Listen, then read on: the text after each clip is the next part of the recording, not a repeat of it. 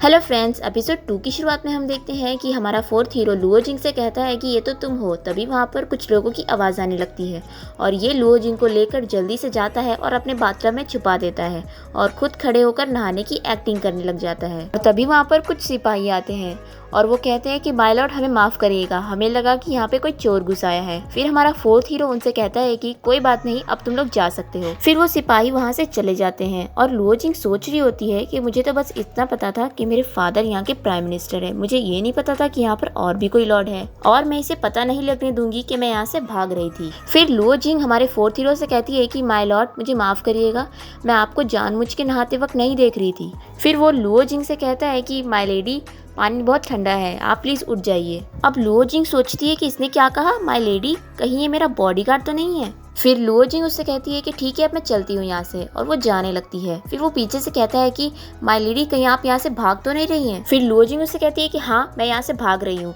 क्योंकि मैं यहाँ पर रह के अपनी मर्जी की कुछ भी चीजें कर नहीं पा रही हूँ। तो अब तुम क्या कर लोगे मेरे साथ? तुम हैंडसम दिखते हो तो ये मत सोचना कि मैं तुमसे डरूंगी। फिर लुओ जिंग वहाँ से जाने लगती है तो हमारा फोर्थ हीरो उसको पीछे से एक हाथ नेक पे मारता है तो वो बेहोश हो जाती है। और फिर नेक्स्ट सीन में हम देखते हैं कि हमारा फोर्थ हीरो और लुओ जिंग एक साथ बाथटब में होते हैं और वो उसे किस करने जा ही रहा होता है कि हमें पता चलता है कि लुओ जिंग सपना देख रही है और उसकी मेड शीची उसे उठा रही होती है। अब जैसे ही लुओ जिंग की आँख खुलती है वो शीची को देख के डर जाती है और बोलती है कि अरे ये तुम क्यों हो, और फिर वो चद्दर ओढ़ के वापस सोने लग जाती है। तो शीची उसे उठाकर कहती है कि माय लेडी उठ जाइए। अब लुओ जिंग शीचू से कहती है कि यार शीचू, तू मुझे बस 1 मिनट सोने दे दे, मैं उसे ऑलमोस्ट किस करने ही वाली थी कि तूने मुझे उठा दिया। शीचू कहती है कि माय लेडी आप किसे किस करने जा रही थी। अब लुओ जिंग कहती है कि तुम ये छोड़ो, ये बताओ कि कल रात मैं यहाँ रूम में कैसे आई। अब शीचू बताती है कि माय लेडी कल रात जब मैं आपके रूम में आई तो आप पहले से ही सो रही थी। फिर लुओ जिंग सोचती है कि ऐसा कैसे हो सकता है, कल रात तो मैं लियो के साथ टब में थी। फिर लुओ जिंग शीचू से पूछती है कि अच्छा मुझे ये बताओ कि इस पैलेस में लियो सरनेम का कौन है। शीचू से बताती है कि आपका बॉडीगार्ड।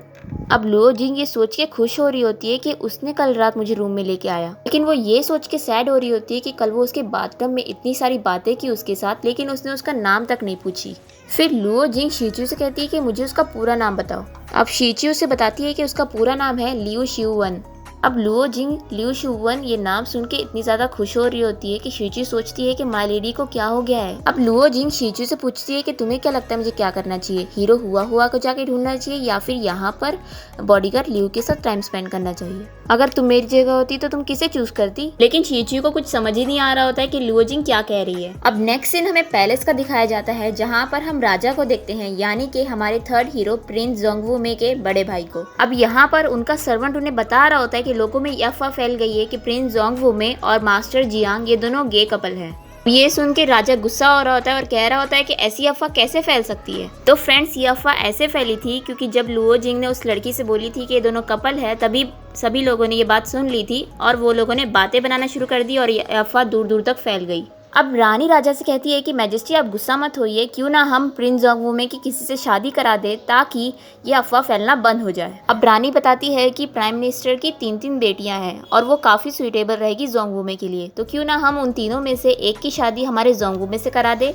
और अब नेक्स्ट सीन में हम देखते हैं लुओ जिंग को, जिसको गेम सिस्टम वापस दिखाई देता है और अब उसे ड्रेस चूज़ करने को कहता है। तो 4 ऑप्शन में से एक ऑप्शन चूज़ कर लेती है और वो ड्रेस अपने आप मैजिकली उसको फिट हो जाता है। अब शीचू लुओ जिंग को तैयार कर रही होती है और उसे बता रही होती है कि मैंने आपके डैड को कहते हुए सुना है कि 3 दिन बाद राजा का बर्थडे है और उस पार्टी में आप तीनों बहनों में से एक की शादी प्रिंस जोंगवूमे से तय कर दी जाएगी। अब ये सुन के लुओ जिंग शीचू से कहती है कि जोंगवूमे कैसा दिखता है, क्या वो हैंडसम है। शीचू कहती है कि ये तो मुझे नहीं पता, लेकिन मैंने सुना है कि वो बहुत बुरा इंसान है और जिन लड़कियों के साथ प्रिंस जोंगवूमे की मंगनी तय हुई उन लड़कियों से उसकी शादी नहीं हो पाई, क्योंकि या तो उन लड़कियों का हाथ टूट गया या तो पैर। अब लुओ जिंग कहती है कि अब तो मैं बिल्कुल नहीं जाऊंगी क्योंकि जोंगवूमे की शादी जिससे भी होगी लड़की बचेगी नहीं। शीचू बताती है कि जोंगवूमे राजा का छोटा भाई है, तो अगर आप उससे शादी कर लेंगी तो आप एक प्रिंसेस कहलाएंगी। लुओ जिंग कहती है कि हाँ तुम सही कह रही हो, शायद इसीलिए ही मैं घर से भागी होंगी क्योंकि मेरे फादर मुझे फोर्स कर रहे होंगे इस टेरिबल प्रिंस से शादी करने के लिए। अब लुओ जिंग शीचू से पूछती है कि तुमने कहा था कि मेरी 2 बहनें और है ना, तो ठीक है उन्हें जाने दो। लुओ जिंग अच्छे से तैयार हो जाती है और फिर वो हॉल में जाती है जहाँ पर उसके डैड और उसकी सौतेली माँ और उसकी 2 सौतेली बहनें वेट कर रही होती हैं उसका। वैसे तो ये बहुत एलिगेंटली स्टाइल में चलते आ रही होती है, लेकिन नीचे कारपेट होता है और ये देखती नहीं है और इसका पैर फंस के ये नीचे गिर जाती है। ये नीचे गिरे ही गिरे सभी मेंबर्स को अच्छे से देख लेती है और फिर उठती है और अपने फादर को ग्रीट करती है और सभी से हाय कहकर बैठ जाती है। फिर लुओ जिंग की सौतेली माँ कहती है कि लुओ जिंग ठीक से बैठो। लुओ जिंग ठीक से बैठ जाती है। फिर उसका डैड कहता है कि लुओ जिंग, क्या तुम्हें याद है कि तुम्हें उस दिन कौन सा आदमी लेके गया था? फिर लुओ जिंग कहती है कि मुझे बस इतना याद है कि मुझे एक हीरो ने बचाया था और उसके अलावा मुझे कुछ याद नहीं है। अब डैड उससे पूछता है कि उसका नाम क्या था। फिर लुओ जिंग उससे बताती है कि मैंने सुना है कि वो एक स्वॉर्ड गॉड है और उसका नाम है हुआ। अब डैड शीशु से पूछता है कि तुमने उस स्वॉर्ड गॉड को इधर घर में इनवाइट क्यों नहीं किया? अब शीचू बताती है कि मास्टर स्वॉर्ड गॉड हुआ मार्शल आर्ट सर्कल से हैं और उन्होंने हमारे साथ आने से मना कर दिया। डैड बहुत गुस्सा हो जाता है और कहता है कि लुओ जिंग, तुम ऐसे आदमी के साथ कैसे अकेले रह सकती हो जो मार्शल आर्ट सर्कल से है? अब लुओ जिंग कहती है कि डैड आप गुस्सा क्यों कर रहे हैं? एक आदमी और एक औरत को एक दूसरे का हाथ नहीं टच करना चाहिए, तो ना हमने हाथ टच किया और ना हमने कोई ऐसी हरकत की, तो आप ऐसे गुस्सा क्यों हो रहे फालतू का? अब लुओ जिंग का डैड और भी ज्यादा गुस्सा हो जाता है और उसे कहता है कि तुम्हारे अंदर बिल्कुल भी शर्म नहीं है और तुम्हारी हिम्मत कैसे है मुझसे ऐसे बात करने की, और वो उसको मारने के लिए अपना हाथ उठाता है। तभी उसकी दोनों सौतेली बहनें डैड को रोक लेती है और कहती है कि डैड, लुओ जिंग कभी ऐसी हरकत नहीं करेगी जिससे हमारी इज्जत खराब हो, तो आप उसको कुछ भी ना कहे। अब वो दोनों बहनें इतनी एक्टिंग करने लग जाती है कि डैड भी रुक जाता है और यहाँ पर लुओ जिंग सोच रही होती है कि ये दोनों मेरी साइड क्यों ले रही है, इन्हें तो मेरे अगेंस्ट रहना चाहिए था। अब डैड कहता है कि तुम दोनों इसकी इतनी भी साइड मत लो, अभी कुछ ही दिनों में रॉयल फैमिली प्रिंस जोंगवूमे के लिए वाइफ चूज करने वाली थी और अब इतना बड़ा कांड हो गया है, तो अब ये लड़की पैलेस कैसे जाएगी? अब लुओ जिंग जो चाहती थी वो हो गया है, तो वो डैड से कहती है कि हाँ डैड, इतना बड़ा कांड हो गया है तो अब मैं बिल्कुल भी क्वालिफाइड नहीं हूँ शादी करने के लिए। अब डैड लिu शिवन को आवाज देता है और उससे कहता है कि जाओ पता करो कि ये हुआ सरनेम वाला आदमी कौन है। फिर लिu शिवन वहां से चला जाता है। डैड इन लोग से बताता है कि मैंने सुना हूँ हिज मैजेस्टी अपने छोटे भाई प्रिंस जोंगवूमे के लिए वाइफ ढूंढ रहे हैं और मुझे लगता है वो तुम तीनों में से एक को चूज करेंगे। ये हमारी फैमिली की इज्जत का सवाल है, तो अब ये तुम तीनों में से एक के ऊपर मैं छोड़ता हूँ। वो दोनों सौतेली बहनें एक्टिंग करने लग जाती हैं कि हम दोनों बिल्कुल भी कैपेबल नहीं है शादी करने के लिए, क्यों ना आप लुओ जिंग से ही कहें, ये सबसे ज़्यादा सुइटेबल रहेगी। फिर उसकी सौतेली माँ भी कहने लग जाती है कि हाँ, ये दोनों से ज़्यादा सही लुओ जिंग रहेगी। अब लुओ जिंग सोच रही होती मेरा प्लान तो फेल हो गया, ये तीनों जन तो मुझे ही फंसा दिए शादी करने के लिए। अब लुओ जिंग अपनी दोनों बहनों से कहती है कि ठीक है, अब तुम लोग दोनों जन रोना बंद करो, मैं तुम्हारी बहन हूँ ना, मैं जाऊँगी।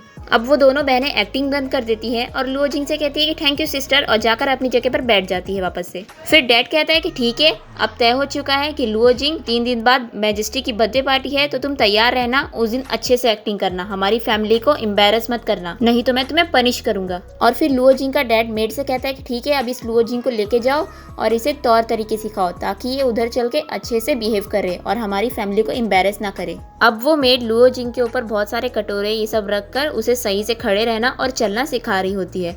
फिर लुओ जिंग गिर जाती है और वहीं से शिवन भी जा रहा होता है और लुओ जिंग शिवन से कह रही थी शिवन मेरी हेल्प करो, लेकिन शिवन उसको इग्नोर करके वहाँ से चला जाता है और मेड उसे मारती भी है क्योंकि वो सीख नहीं रही होती है सही से। नेक्स्ट सीन में हम देखते हैं कि लुओ जिंग के हाथ के ऊपर बहुत सारे निशान होते हैं क्योंकि मेड ने उसे बहुत मारा और अब वो बोल रही होती है कि कैसा टेरिबल गेम है ये, इस गेम में प्लेयर्स को अब्यूज किया जा रहा है। फिर लुओ जिंग को रूम के बाहर से कुछ आवाज आने लग जाती है, इसलिए वो रूम के बाहर जाती है देखने के लिए और तभी लुओ जिंग अपने डैड को वहाँ पर देख लेती है और जल्दी से झाड़ के पीछे छुप जाती है। फिर वो देखती है कि उसका डैड किसी लेडी से मिल रहा होता है और हम देखते हैं कि वो लेडी कोई और नहीं बल्कि क्वीन होती है और उसका डैड उस लेडी से कह रहा होता है कि मैं तुमसे जल्द ही शादी कर लूंगा।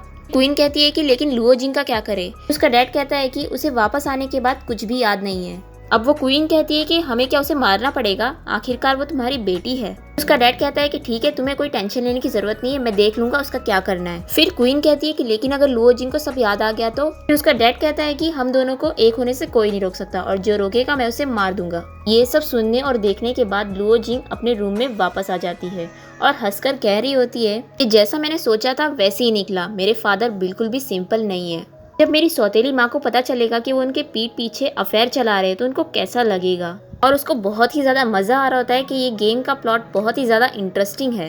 अब नेक्स्ट डे हम देखते हैं कि लुओ जिंग और शीचियो दोनों जन बाजार आए हुए होते हैं और उनके साथ पीछे लिu शुवन भी आया हुआ होता है लुओ जिंग को प्रोटेक्ट करने के लिए। और फिर वो दोनों जन हेयरपिन खरीदने लग जाते हैं और पीछे से लिu शुवन एक तलवार की शॉप में जाता है और वो एक तलवार देख रहा होता है, लेकिन वो उस तलवार को खरीदता नहीं है बल्कि वापस रख देता है और लुओ जिंग ये देख लेती है और फिर वो उस तलवार को खरीदती है और लिu शुवन को दे देती है और कहती है कि तुम्हारे लिए है ताकि तुम मुझे फ्यूचर में अच्छे से प्रोटेक्ट कर सको।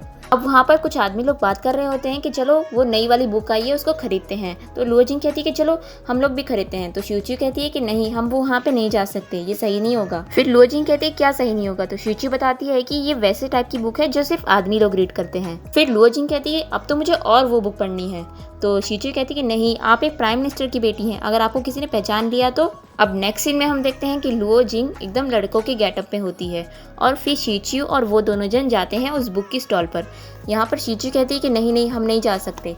लुओ जिंग कहती है ठीक है तुम मत जाओ, मैं अकेले जाती हूँ, तुम इधर ही पर खड़े रहो। अब लुओ जिंग जाती है उस बुक की स्टॉल पर और वो बुक खरीदने लग जाती है। तभी हम देखते हैं कि वहीं पर मास्टर जियांग भी आया हुआ होता है और वो उसको देखने लग जाता है कि वो बुक खरीद रही है। वो पहचान जाता है कि वही लड़की है। फिर वो उसके पास जाता है और बोलता है कि मुझे नहीं पता था तुम्हें ऐसी टाइप की बुक पसंद है। फिर लुओ जिंग कहती है तो क्या वो मुझे ऐसी टाइप की बुक पसंद है, तो ये मत सोचना कि ये सब कहने से तुम एक जेंटलमैन बन जाओगे।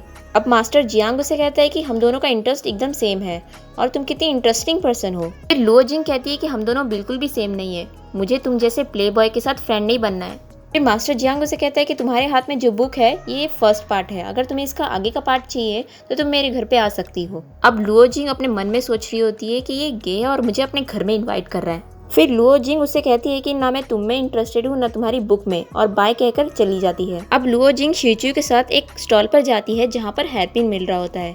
फिर उसे एक हेयरपिन पसंद आ जाती है और वो शीचियो से कहती है कि तुम अब पे करो। फिर शीचियो कहती है कि सारे पैसे खत्म हो गए हैं, अब हम इसे नहीं खरीद सकते। फिर लुओ जिंग कहती है कि ठीक है कोई बात नहीं, हम इसे नेक्स्ट टाइम खरीद लेंगे।